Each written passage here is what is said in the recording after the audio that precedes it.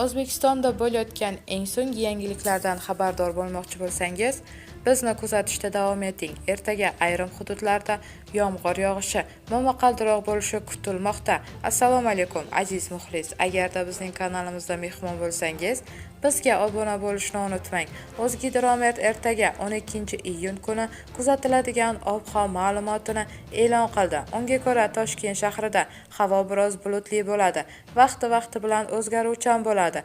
Kunning ikkinchi yarmida qisqa muddatli yomg'ir yog'ishi, momaqaldiroq bo'lishi mumkin. Harorat kechasi 21-23 daraja, kunduzi esa 35 daraja iliq bo'ladi.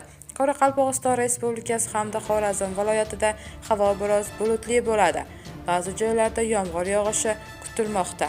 Harorat kechasi 17-22, kunduzi esa 32-37 daraja iliq bo'ladi.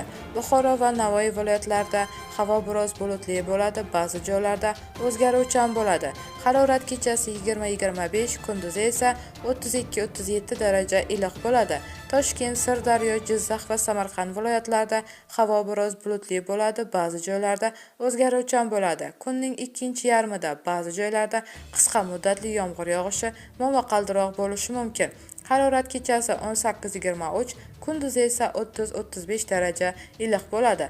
Qashqadaryo va Surxondaryo viloyatlarida havo biroz bulutli bo'ladi, ba'zi joylarda o'zgaruvchan bo'ladi. Harorat kechasi 20-25 daraja, kunduzi esa 33-38 daraja iliq bo'ladi. Andijon, Namangan va Farg'ona viloyatlarida havo biroz bulutli bo'ladi, ba'zi joylarda yomg'ir yog'adi. Qisqa muddatli momaqaldiroq bo'lishi mumkin. Harorat kechasi 18-23 daraja, kunduzi esa 30-35 daraja iliq bo'ladi.